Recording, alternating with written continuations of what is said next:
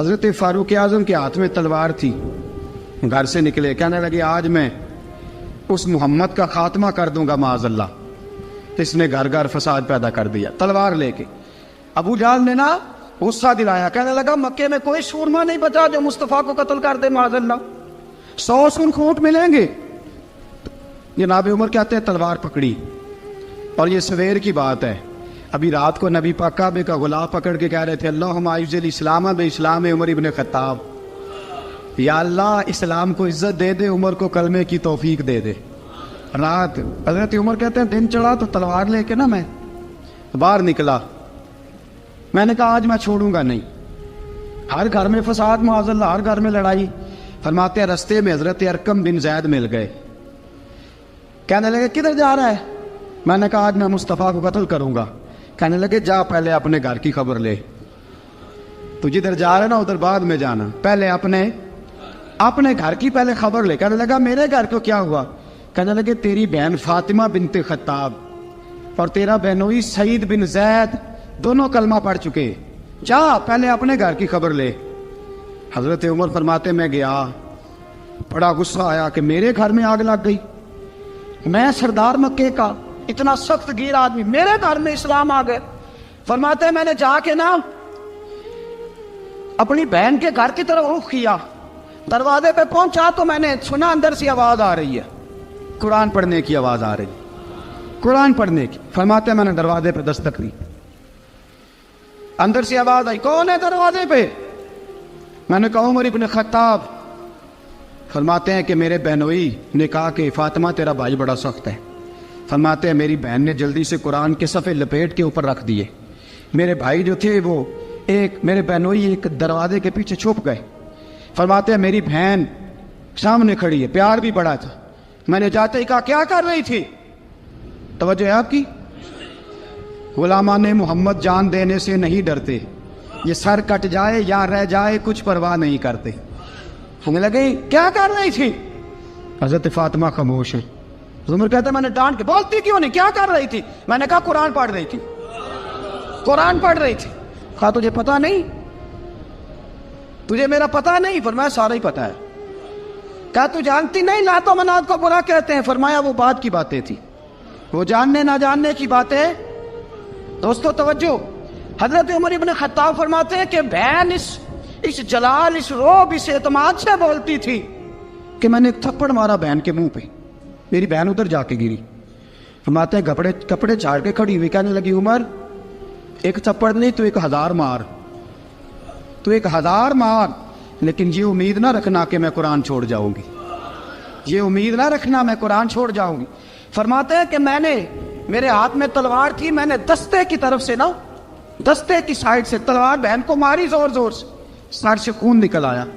فرمایا میں اپنے بہنوئی کی بڑی عزت کرتا تھا، میرا بہنوئی پردے سے نکلا بیوی کو بچانے، میں نے زور زور سے 2 تلوار کی پشتیں اس کے سر پہ بھی ماری، خون نکلا، پھر میری بہن آگے ہوئی، پھر مارا۔ واقعی جب خون نکلا نا بہن کا تو میری بہن نے اپنا خون اپنے ہاتھ پہ لگا کے کہا عمر جس ماں باپ کا خون تیری رگوں میں ہے اس کا میری رگوں میں بھی ہے، اسی کا خون میری رگوں میں بھی ہے۔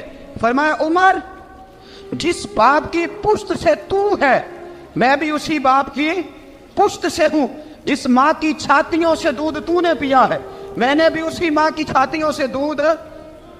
توجہ ہے آپ کی؟ میری بات سمجھ میں آ رہی ہے؟ سنیں بات، رسول اکرم صلی اللہ تعالی علیہ وسلم نے فرمایا، حضرت عمر رضی اللہ تعالیٰ عنہ فرماتے ہیں نبی پاک پہ نازل قرآن سنا تو جب میری بہن نے اس جلال کے ساتھ بات کی نا کہ عمر میں بھی اسی باپ کی بیٹی ہوں، میں بھی اسی ماں کی بیٹی ہوں، میں بھی اسی قبیلے کی ہوں، خبردار تو ترشرو ہو کے گالی 1000 دے، یہ وہ نشہ نہیں جسے ترشی اتار دے۔ فرمایا تو چارہ کر، ٹیل لگا، لیکن تو مجھے اسلام سے ہٹا سکتا؟ حضرت عمر فرماتے ہیں بہن کا جلال دیکھا تو میں ٹھنڈا ہو گیا، بہن کا جلال دیکھا تو میں نے کہا اچھا مجھے دکھاؤ کیا پڑھ رہی تھی، مجھے دکھاؤ ذرا کیا پڑھ رہی تھی۔ فرماتے ہیں میری بہن کہنے لگی تو کافر ہے، انما المشرکون نجس، جا پہلے وضو کر کے آ، جا غسل کر کے آ، جا پہلے نئے کپڑے دھلے ہوئے پہن کے آ، پہلے تیار ہو کے آ۔ حضرت عمر فرماتے ہیں میں تیار ہو کے آیا، میری بہن نے جھولی میں صفحے رکھے، قرآن پڑھے بہن، سنے بھائی، اللہ تقدیر بدل دیتا ہے۔ قرآن پڑھے بہن اور سنے بھائی،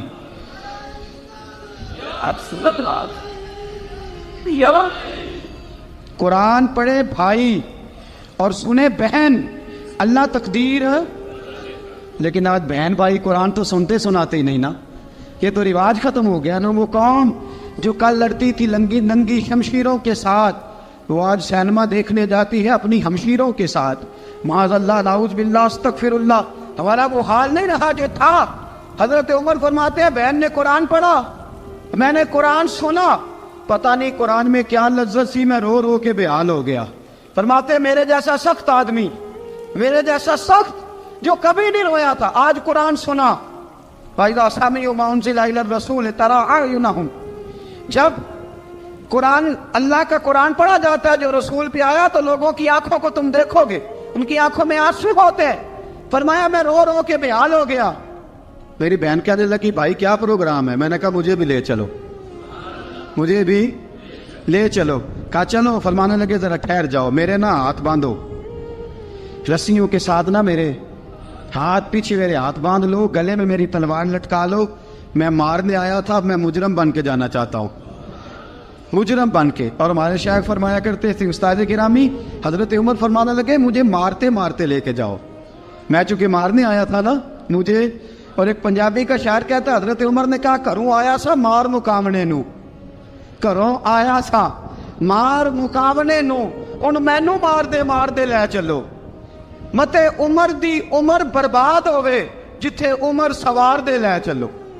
گھروں آیا سا مار مقابلے نو، ان مینو مار دے لے چلو، متے عمر دی عمر برباد ہوئے جتھے عمر سوار دے، متے عمر دی عمر برباد ہوئے جتھے عمر سوار دے۔ فرماتے جب پہنچے نا دار ارقم میں تو دروازے پہ حضرت امیر حمزہ کھڑے تھے۔ حضرت امیر حمزہ، ایک شخص کہنے لگا حضرت امیر حمزہ سے عمر آ رہا ہے، فرمایا آنے دو۔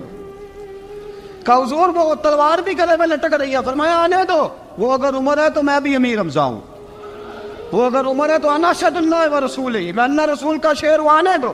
کہا آپ کیا کریں گے؟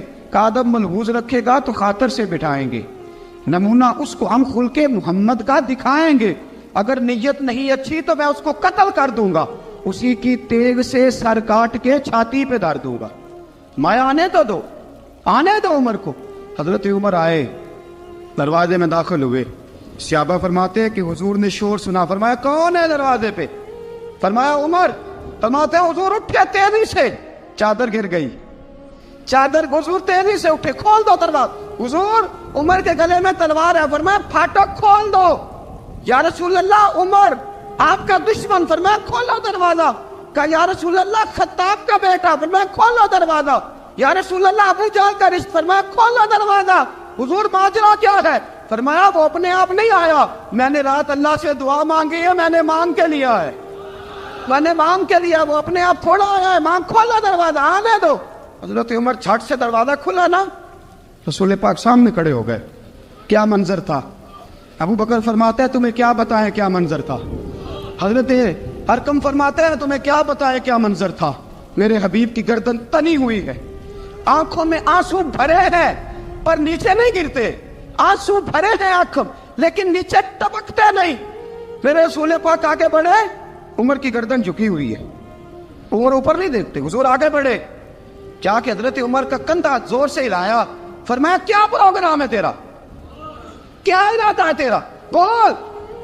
حضرت فاروق اعظم آنکھ یوں اٹھا کے کہنے لگے سونیا بس اب کلمہ پڑھنے کا ارادہ ہے، سونیا کلمہ پڑھنے کا۔ صحابہ فرماتے ہیں پتہ نہیں کیا ہوا، پتہ نہیں، حضور کا اتنا جوش ہم نے کبھی نہیں دیکھا، نبی پاک کو نعرہ لگاتے ہم نے پہلے کبھی نہیں دیکھا۔ جب عمر نے کہا نا سونیا کلمہ پڑھنے آیا ہوں، فرماتے ہیں رسول پاک کے جو آنسو بندے ہوئے تھے نا وہ ٹپ سے نیچے گرے اور حضور نے فرمایا اللہ اکبر، اللہ اکبر۔ فرماتے ہیں حضور نے جب اللہ اکبر کہا تو سارے صحابہ بھی کہنے لگے اللہ اکبر، اللہ اکبر، اللہ اکبر۔ حضرت عمر فاروق کا عدل اور حضرت فاروق اعظم کا انصاف،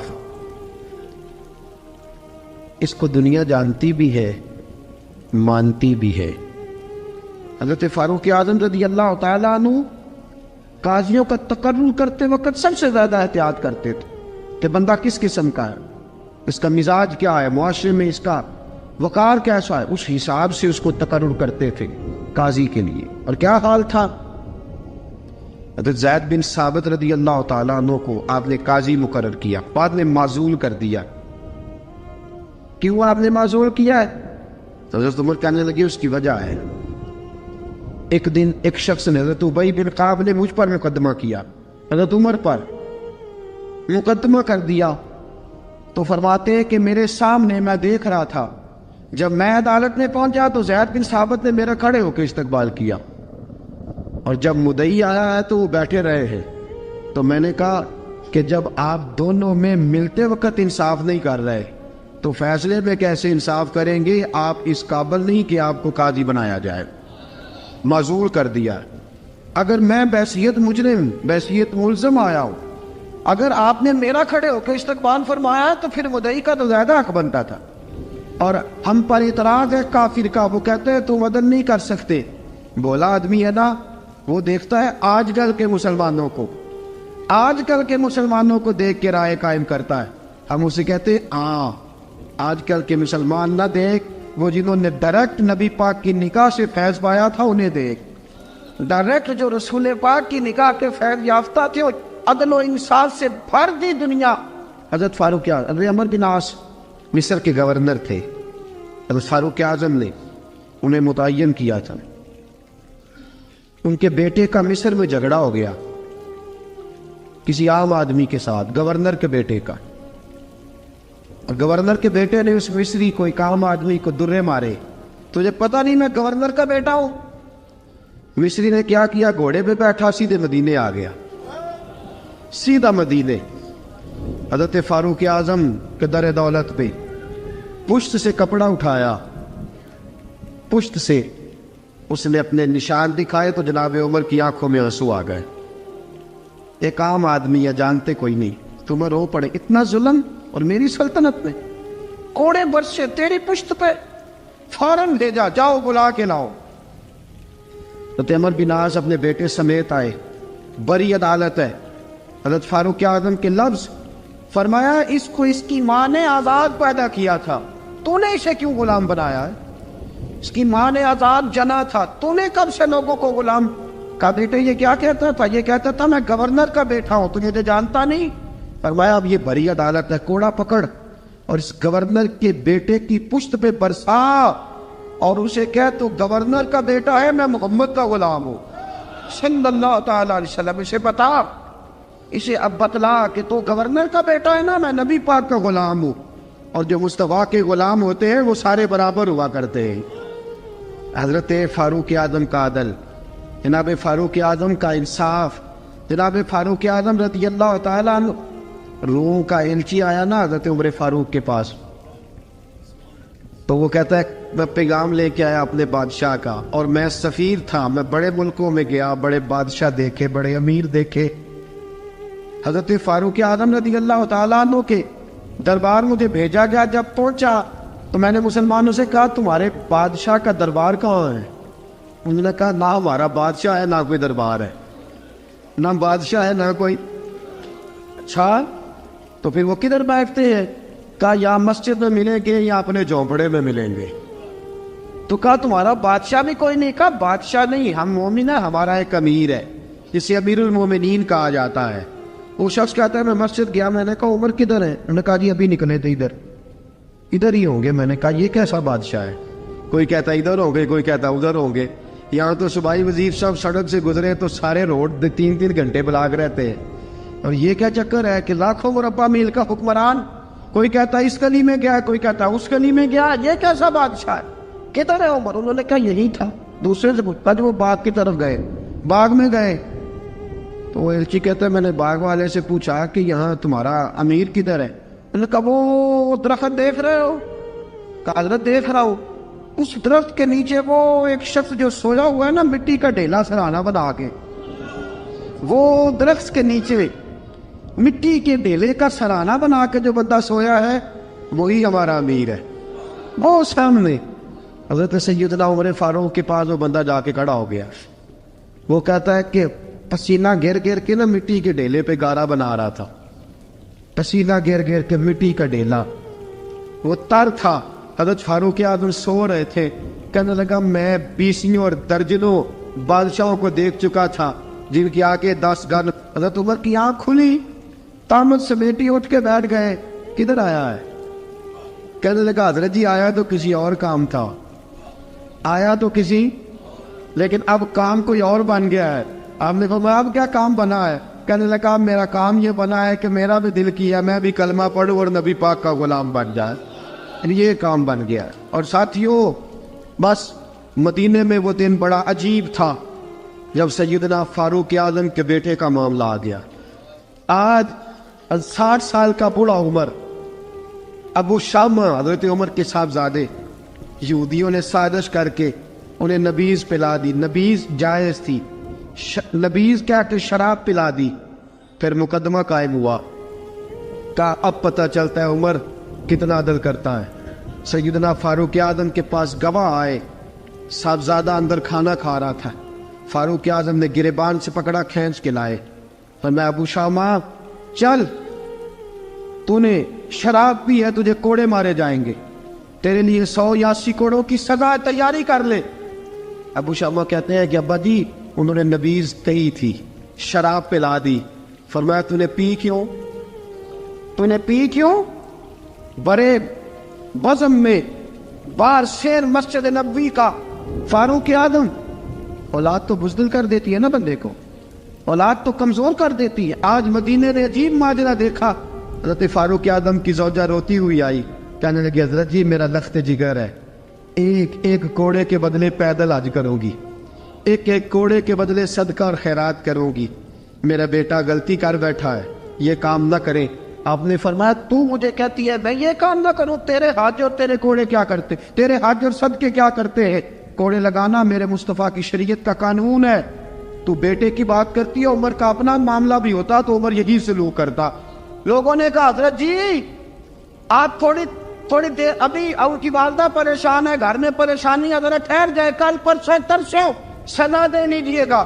فرمایا تمہیں یاد نہیں جب مدینے کی ایک بی بی نے چوری کر لی تھی اور میرے مصطفیٰ کی بارگاہ میں کہا گیا تھا حضور ذرا ٹھہر جائے, سزا نہ دے, تو حضور نے فرمایا تھا اگر فاطمہ بھی چوری کرتی تو ہاتھ کاٹ دیتا. تمہیں یاد نہیں نظر مصطفیٰ کے ٹکڑے کھانے والا ہوں, میں کیوں دیر کروں؟ اس نے گناہ کرنے میں دیر کی ہے جو سزا میں دیر کروں, برساؤ کوڑے.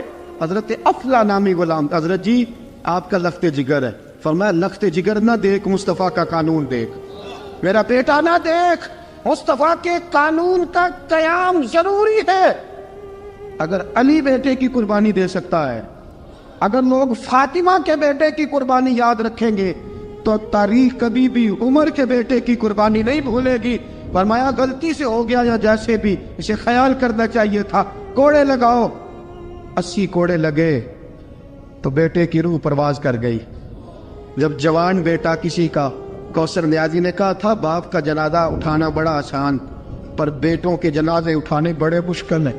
جب فاروق اعظم کا بیٹے کا انتقال ہوا, بیٹے نے آنکھیں کھولی, باپ کی طرف دیکھا تو سیدنا فاروق اعظم عدل و انصاف 2 آنسو آنکھوں میں آئے. کہ بیٹا حضور سے جا کے کہنا کہ عمر نے بیٹا نہیں دیکھا, آقا تیرا قانون دیکھ, جا کے حضور سے میرا پیغام دینا. حضرت ابو شامہ رضی اللہ تعالیٰ عنہ وصال کر گئے. تاریخ کیسے کیسے منظر ازالت الخلفاء شاہ ولی اللہ کی بطور والا پیش کرو. حضرت ابو شامہ کا وصال ہو گیا, 20 کوڑے باقی تھے. لوگوں نے حضرت جی آپ کیا کرنا ہے؟ فرمایا اس کا جنازہ پڑھو, اسے قبر میں دفن کرو, باقی 20 کوڑے اس کی قبر پہ مارو, اس کی قبر پہ 20 کوڑے مارو. کا حضرت جی ایسا بھی ہوتا ہے؟ فرمایا اس لیے ایسا ہوتا ہے کہ یہ میرے مصطفیٰ کا قانون ہے, میری اولاد کا معاملہ ہے تو میں درگزر کروں. فرمایا مارو کوڑے. حضرت سیدنا حذیفہ بن یمان فرماتے فاروق اعظم بیٹے کی قبر پہ کھڑے تھے, داڑھی آنسوؤں سے بھری ہوئی تھی. میں دوڑا ہوا آیا, میں نے کہا عمر نہ رو, آج خواب رات تیرے بیٹے کا جنازہ تھا, جنازہ پڑھ کے سویا ہوں تو خواب میں مجھے رسول پاک کی زیارت نصیب ہوئی ہے. نبی پاک خواب میں تھے تو 2 سبز غلے तेरे बेटे को पहना रखे थे और रसूल पाक की बगल में खड़ा था।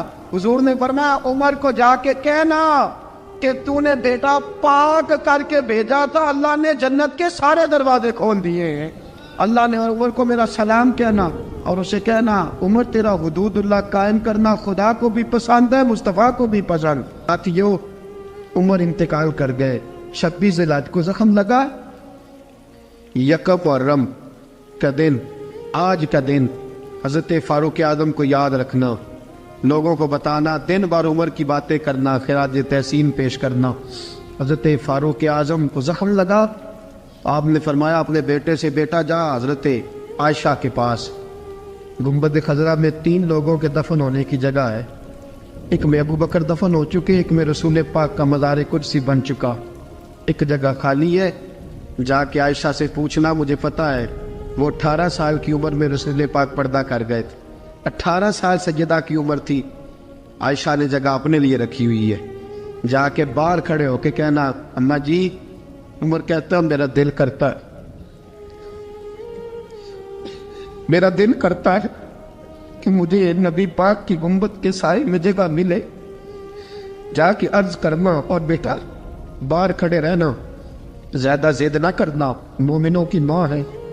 हजरत सैयदना अब्दुल्ला इब्न उमर के बाहर खड़ा था, दरवाजे के बाहर खड़े होके कहा कि उमर का बेटा हो। अम्मा जी, उमर फरमाती है इजाजत दो तो दिल करता है नबी पाक के साथ लेट जाऊं।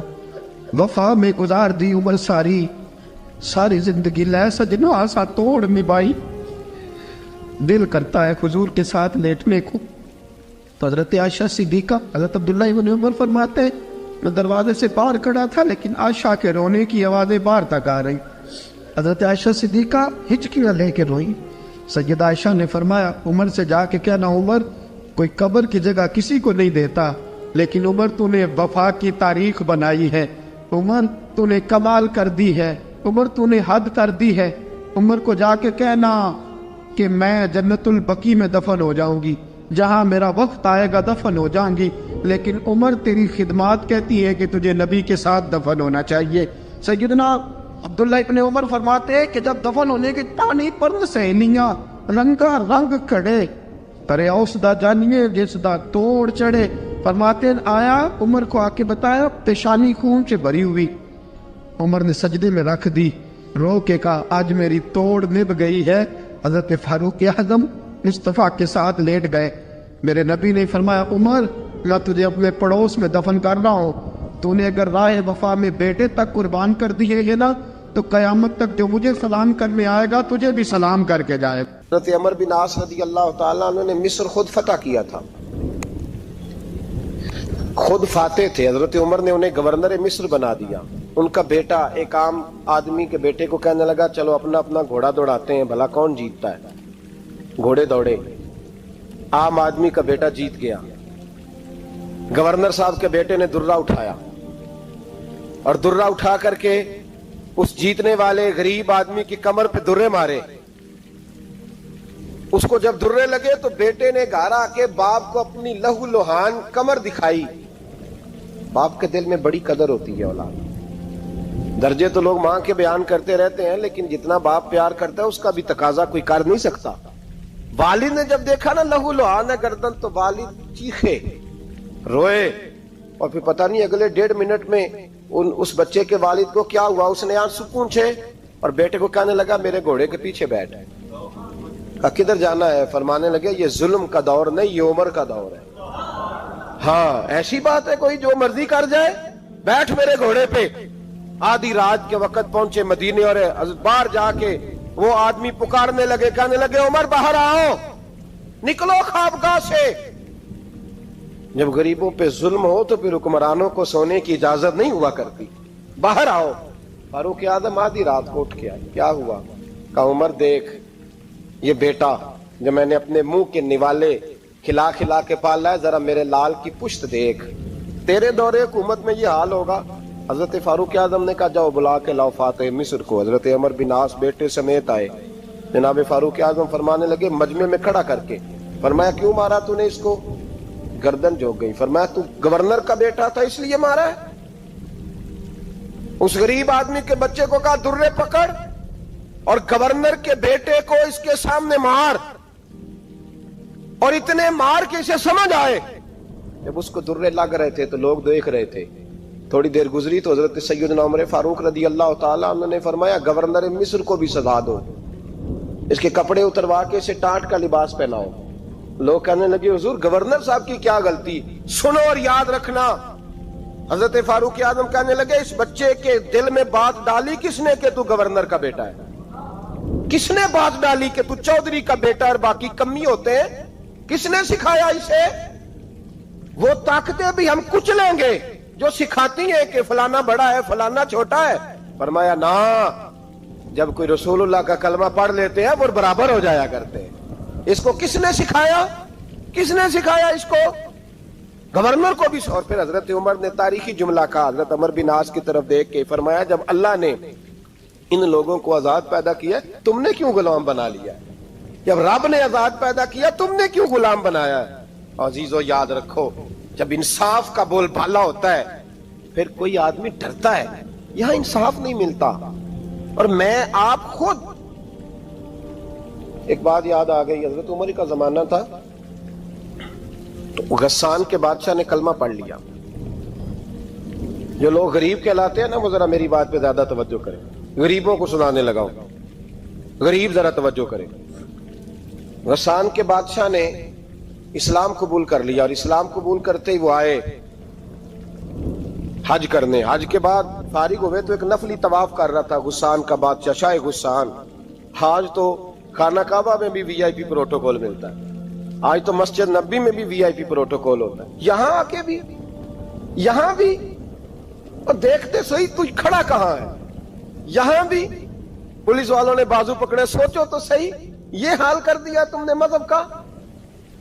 तवाफे काबा हो रहा है और गुस्सान के बादशाह ने जुब्बा पहना हुआ है बारीक और लंबा। वो तवाफे काबा कर रहा था तो एक गरीब आदमी का पैर उसके जुब्बे पे आ गया। जब पैर आया तो उसने पलट के गरीब के मुंह पे थप्पड़ मारा।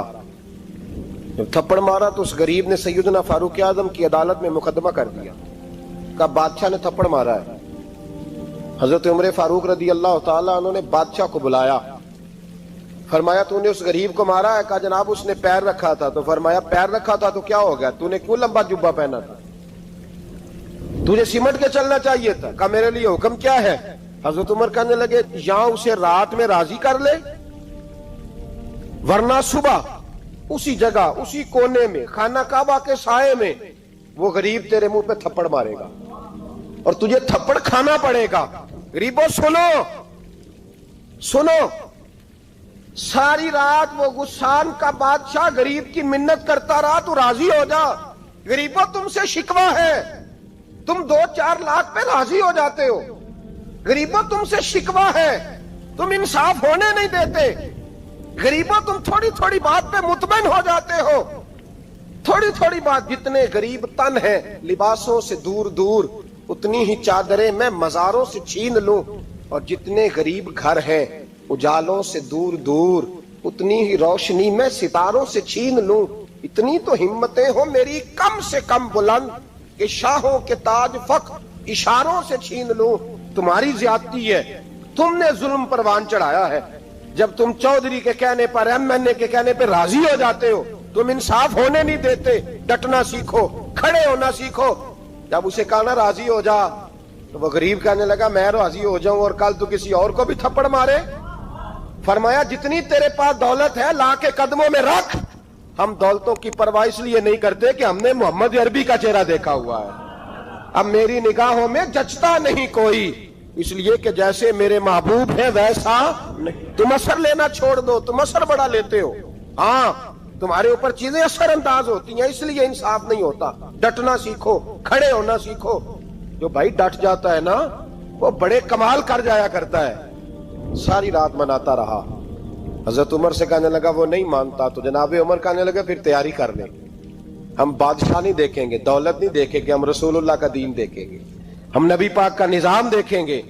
वो बादशाह रात को दौड़ गया, भाग गया, जाके ईसाई हो गया। लोगों ने कहा इतना कीमती आदमी उमर ने जाया कर दिया। फरमाया चुप करो, میں نے کوئی چیز ضائع نہیں کی, میں نے تو اپنے رسول کا دین بچا لیا ہے, کوئی شے ضائع نہیں ہوئی. عدل جب تک, میں پھر کہوں گا, اس عدل کے نقصان میں ہر آدمی برابر کا شریک ہے.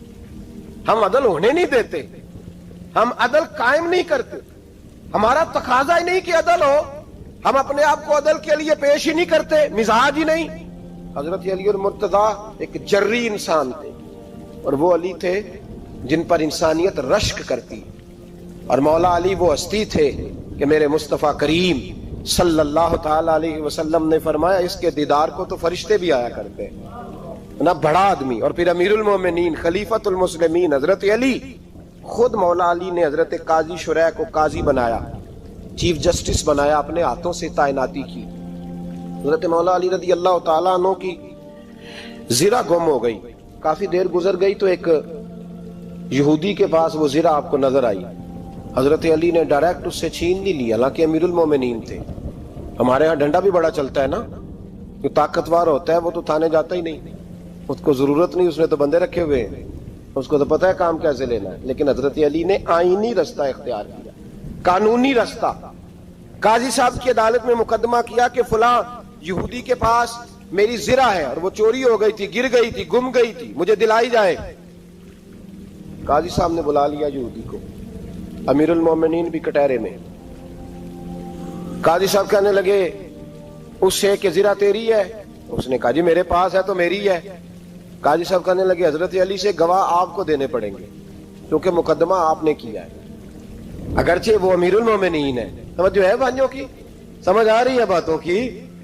گواہ امیر المومنین آپ نے دینے ہیں کیونکہ مقدمہ آپ نے دائر کیا. تو حضرت علی کہنے لگے میرا بیٹا حسن گواہی دے گا کہ میری ہے, اور میرا غلام کمبر گواہی دے گا. قاضی صاحب کہنے لگے حضور ان کی گواہی درست تو ہے پر میں نہیں تسلیم کرتا, اس لیے کہ بیٹے تو باپ کے حق میں بولا ہی کرتے ہیں, نوکر تو آقاؤں کے حق میں بولتے ہی ہیں, جائیں کوئی غیر جانبدار بندہ لے کے آئیں جو گواہی دے. تو حضرت علی خاموش ہو گئے, کہنے لگے ابھی میرے پاس ایسا کوئی گواہ نہیں. قاضی صاحب کہنے لگے چلیں پھر آپ یہودی کو راضی کریں, آپ نے کیوں بلا وجہ گھسیٹا عدالت میں, راضی کریں, انصاف کا تقاضا ہے. تو حضرت علی قریب گئے, کہنے لگے بھیا ناراض نہ ہونا, زرہ تو میری ہے, ناراض نہ ہونا, میں نے غلط مقدمہ نہیں کیا. علیحدہ بات ہے کہ میرے پاس گواہ نہیں تو میں کوئی بے انصافی نہیں کر سکتا, تو میرے ساتھ چل تجھے کھجوروں کا حلوہ کھلاتا ہوں تاکہ تو راضی ہو جائے. وہ یہودی کہنے لگا میں نے قاضی صاحب کا انصاف دیکھا اور جناب علی کا انصاف کے لیے کھڑا ہونے دیکھا تو میں مولا علی کے قدموں میں بیٹھ گیا. میں نے کہا علی جب تیری یہ شان ہے تو محمد عربی کا کیا مقام ہوگا. میں نے کلمہ پڑھنا شروع کر دیا. دیکھیں نا تقاضا پورا کیا ہے حضرت علی نے. تو وہ کہنے لگا علی تیرے انصاف کے رنگ نے نا, جملہ یاد رکھنا, کہنے لگا یہودی علی تیرے انصاف کے اس رنگ نے میرے دل سے کفر کی میل دور کر دی, تیرے عدل نے میرا کفر توڑ دیا, کفر. لیکن شرط دیکھیں نا, غریب آدمی ابو ایوب انصاری, ماڑے بندے, اب تو پیر اور مولوی بھی گنجائش نہیں نہ دیتا کسی کو بولنے کی, تو سیاست دان تو اللہ ہی کی پناہ, وہ تو پتہ نہیں کس طرح سوتے ہیں رات کو, اللہ ہی جانتا ہے, پتہ نہیں کس طرح اپنے آپ کو مطمئن کر کے وہ زندگیاں گزار رہے ہیں, خدا ہی بہتر جانتا ہے. حضرت عمر فاروق جیسا دلیر اور جرری آدمی جمعہ پڑھانے مسجد میں داخل ہوئے تو جناب ابو ایوب انصاری دروازے پہ کھڑے ہو گئے, کہنے لگے عمر تیرے نوکر نہیں, ٹائم پہ آیا کر, بڑی دیر سے کھڑے ہیں. کیوں دیر سے آیا؟ بڑے جلالی تھے نا حضرت عمر, لیکن وہ جلالی اس وقت تھے جب کوئی ظلم کرتا تھا, اور ذات کے لیے جلالی نہیں تھے. کب وقت پہ آیا کر, کو ملازم نہیں تیرے. تو سیدنا فاروق اعظم منبر پہ چڑھے اور فرمانے لگے اللہ ابو ایوب انصاری کا بھلا کرے, جب تک اس طرح کے لوگ موجود ہیں کوئی بادشاہ بگڑے گا نہیں, اللہ اس کا بھلا کرے, اس نے میری توجہ صحیح. اور پھر عمر رو پڑے, رو کے فرمانے لگے مسلمانوں معاف کر دو, غلطی کوئی نہیں, میرے پاس کرتا ایک ہی ہے, اور عبداللہ کی ماں نے وہ دھو کے خشک ہونے کو ڈال دیا تھا, غریب ہوں, کرتا دوسرا کوئی نہیں, تو وہ ذرا نا خشک ہونے میں آ کے دیکھ لو ابھی بھی گیلا ہے, مجھے معاف کر دو, میری غلطی نہیں ہے. صحابہ درد کے ساتھ رونے لگے اور کہنے لگے اللہ اس طرح کے حکمران ہمیشہ عطا کرتا رہے. میرے بھائی تو انصاف کا رنگ تو دے, ان تقاضوں کو سمجھنا. یہاں کسی کی جرت ہے بول سکے, طاقت ہے کسی کی, لیکن انہوں نے اپنے آپ کو پیش کیا सामने पेश किया अपने आप, लोगों के सामने। 2 माले गनीमत की चादरें बांट रही हैं, सबको एक एक मिली है। फारूक आजम जुमा पढ़ाने आए तो उसी चादर का कुर्ता, उसी की तामत। लोग खड़े हो गए, उमर बता तूने 2 क्यों ली? ये इंसाफ है? ये अदल है? क्यों ली 2? हजरत उमर कहने लगे मेरा बेटा जवाब देगा। अब्दुल्ला बिन उमर बोले, कहने लगे अब्बा जी के कपड़े बड़े पुराने हो गए थे, मैंने अपने हिस्से की भी अपने अब्बा जी को दे दी है। देखे ना, ये इंसाफ मेरे नबी पाक ने किया है, सहाबा ने सीखा है। मैं और आप तैयार नहीं, हम तैयार नहीं इंसाफ के लिए, हमारा मिजाज नहीं इंसाफ का। हमें खुद बहुत सारा आगे पेश होके रंग दिखाना पड़ेगा, उसके लिए हमारी तैयारी नहीं। इसलिए हम हुक्मरानों को गाली दे के चुप कर जाते हैं, इसलिए हम वकीलों के कहते हैं बिकते बड़ा है, जज बिकते, ये बातें करके हम खामोश हैं। हम पेश नहीं कर पा रहे, अभी तक हम अपने आप को खड़ा नहीं कर पा रहे कि हमसे मुतालबा करो इंसाफ का, खड़ा नहीं। हजरत सैयदना अली मुर्तजा शेर खुदा रदी अल्लाह ताला अन्हु फरमाते हैं, बदर के लिए जब जा रहे थे तो सवारी एक थी, सवार 3 थे। एक सवारी और सवार 3। फरमाते हैं नबी पाक सल्लल्लाहु अलैहि वसल्लम ने फरमाया 3 इकट्ठे ना बैठना, 2 बैठे, सवारियों को तकलीफ होती है। कुर्बान जाऊं, कैसा रसूल दिया है जो जानवरों के हुकूक का भी ख्याल फरमाते हैं सल्लल्लाहु अलैहि वसल्लम। फरमाया 2 बैठे। हजरत अली कहते हैं पहले मैं और नबी पाक सल्लल्लाहु अलैहि वसल्लम बैठे, और तीसरे हमारे साथ अबू दरदा रदी अल्लाह ताला अन्हु। फरमाते हैं जा रहे थे बदर के लिए, पहले मैं और हुजूर बैठे, फिर नबी पाक और अबू दरदा बैठे। फरमाते हैं फिर नंबर लग गया मेरा और अबू दरदा का, और मुस्तफा ने घोड़े की लगाम थामी तो हजरत अबू दरदा तड़प उठे, कहने लगे अली न तबीयत मानती है, ना अदब मानता है, ना इश्क मानता है, तो इस तरह कर, मैं तो छोटा हूं, आप कहिए रसूल पाक से, आप हर लिहाज से बड़े हैं, आप अर्ज कीजिए कि हुजूर ना अदब मानता है, ना इश्क मानता है, ना प्यार मानता है, ना तकाजा है, मेहरबानी करे आ जाए। हजरत अली हाथ बांध के अर्ज करने लगे महबूबा ठीक है, बारी आपकी पैदल चलने की है, पर मेहरबानी करें, अदब प्यार और मोहब्बत मजबूर कर रही है। तो हुजूर ने फरमाया अली चुप कर, मैं अदल नहीं करूंगा तो लोग अदल सीखेंगे कैसे? अगर मैं अदल नहीं करूंगा तो कौम सीखेगी कैसे? मुझे अदल करने दे, इंसाफ करने दे। फरमाया चलने दे मुझे पैदल, कुछ नहीं होता। तकाज़ाए अदल जब तक पूरा नहीं होता, आप यकीन करें मेरे साहब कहा करते थे मैं अदालत को अदालत नहीं कहता, कचहरी कहता हूं, इसलिए कि अदालत वो होती है जहां अदल होता है। यहां तो हाल ये है, बताइए वकील को नहीं पता होता कि जो मेरे पास आया ये गलत आदमी है, वो उसकी हिमायत करता है कि नहीं, उसके साथ चलता है कि नहीं, झूठ के साथ आखिर तक लड़ता है कि नहीं लड़ता? जो गवाह बन के जा रहे होते हैं उन्हें पता होता है कि नहीं कि हम झूठे की गवाही देने जा रहे हैं? तो फिर क्या सारा जुल्म हुकूमतें कर रही हैं? मुआशरा भी तो अपनी तरतीब बदले ना, लोग भी तो अपना रंग बदले ना, लोग भी तो तबीयत बदले ना। कौन मुंतखब करता है इन्हें जालिमों को? अवाम, और फिर उसके बाद शिकवा भी अवाम ही करती है। खुदारा तकाजे समझो, मिजाज समझो, तबीयत समझो इस्लाम की। मेरे नबी पाक सल्लल्लाहु अलैहि वसल्लम ने अदल का बोलबाला किया हर मकाम पर, हर नुक्ते पर। रसूल पाक सल्लल्लाहु अलैहि वसल्लम ने अदल अदल और अदल की आवाज बुलंद फरमाई। कोई मकाम ऐसा नहीं, आप पढ़िए किताबें, अगर एक कलमा पढ़ने वाले और यहूदी का फैसला आया है और नबी पाक सल्लल्लाहु अलैहि वसल्लम ने यहूदी को हक पे समझा है, तो नबी पाक ने यहूदी के हक में फैसला दिया। वो मुनाफिक बिगड़ गया है, हजरत उमर के पास गया है, लेकिन हुजूर ने फरमाया जहां जाता है जा, फैसला वही किया जाएगा जो अदल पे मबनी होगा। मेरे रसूल पाक अलैहिस्सलाम के सहाबा के करीब दुनियादारी आ सकी नहीं आई। हजरत अबू बकर सिद्दीक ने पानी मांगा तो लोगों ने दूध दिया, फरमाया पीछे करो। अबू बकर ने नेमतें छोड़ दिए।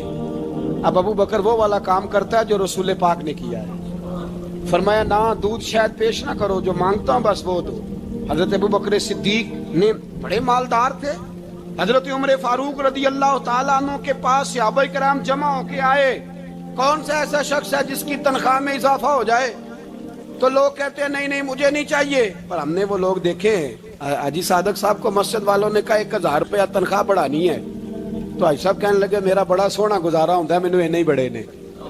हजरत सैयदना उमर फारूक रदी अल्लाह सहाबा इकट्ठे होके गए, कहने लगे उमर हुजूर के जमाने में बज़ाहिर गुर्बत रही, जनाब सिद्दीक अकबर के जमाने में गुर्बत, अब तो बड़ी रेल पेल है, बहरीन से लाखों का माल आता है, आपको बड़े बड़े सफीर मिलने आते हैं, पर आप वही पुराना कुर्ता اور وہی طامت جو کئی جگہ سے سی آپ نے کئی جگہ سے پھٹی.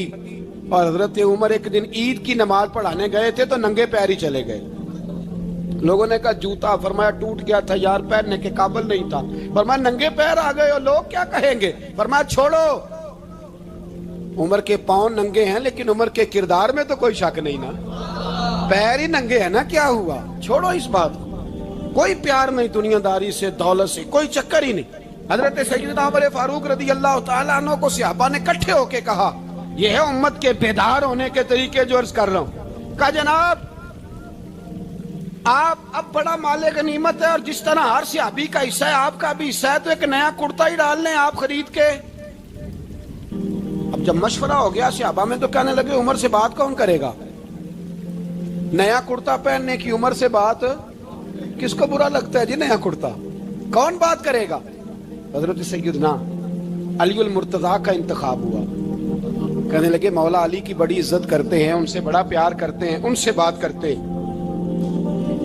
تو حضرت علی کو بلایا گیا، عرض کی حضور مہربانی فرمائیں حضرت عمر سے کہے نئے کرتے کے لیے. آپ فرمانے لگے عمر میری بڑی قدر کرتا ہے، بڑی بات سنتا ہے، پر یہ والا کام نہیں میں عمر سے کہہ سکتا، یہ کسی اور سے کہو.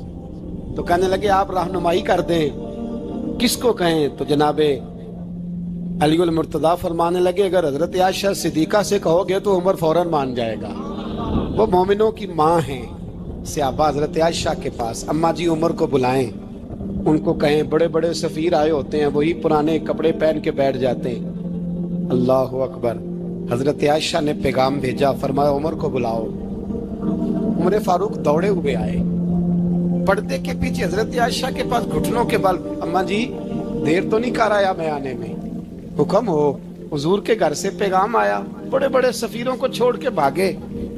حضرت عائشہ صدیقہ کہنے لگی عمر دیکھو جائز پیسے ہوں تو اسلام اچھے لباس سے منع نہیں کرتا، اب بڑا بڑا مال آیا ہے، اب تیرا بھی حصہ ہے، تو صحابہ کرام کی خواہش ہے کہ نیا کرتا پہن لو. بڑے بڑے سفیر آتے ہیں، حرج بھی کوئی نہیں، جائز بھی ہے، کوئی منع نہیں. حضرت عمر نے گردن جھکا، جی اماں جی، جی اماں جی، جی اماں جی.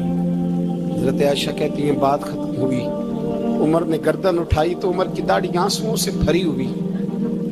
کہتی ہے مجھے کہنے لگے اماں جی میں تو صرف مسجد میں دیکھا کرتا تھا، آپ تو مصطفیٰ کو دن رات دیکھتی تھی، جس طرح کے کرتے آمنہ کے لال نے پہنے مجھے بھی پہنا دو، میں تیار ہوں، میں پہن لوں گا، میں تیار ہوں، پر جس طرح کے میرے نبی نے پہنے.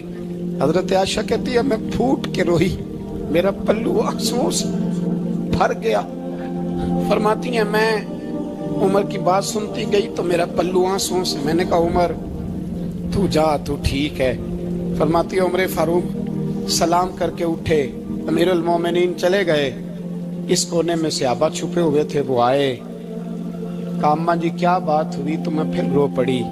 میں نے کہا کیا بتاؤں، تمہیں پرانے کرتے نظر آتے ہیں، اسے محمد عربی کے جلوے نظر آتے ہیں، اسے رسول اللہ کا رنگ نظر آتا ہے، اسے وہ غلامی نظر آتی ہے.